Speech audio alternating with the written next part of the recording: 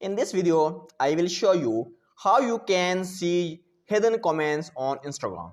There are some posts. When you open this post and scroll down at their bottom, there are some hidden comments on those posts. But if you want to see the hidden comments on Instagram, then you can see that hidden comments. So what will you do? Open your Instagram account. Let's suppose there is a post. Here is post. When you open this post and click on the comment section, now scroll down at the bottom.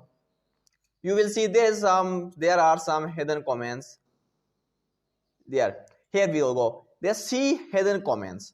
Now if you want to see the hidden comments, just click on see hidden comments section. When you click on this, all the hidden comments that Instagram hide will be visible to you. Now you can see there is no hidden comments now. All the comments are visible. So if you want to see hidden comments, just click on hidden comments and all the hidden comments will be visible.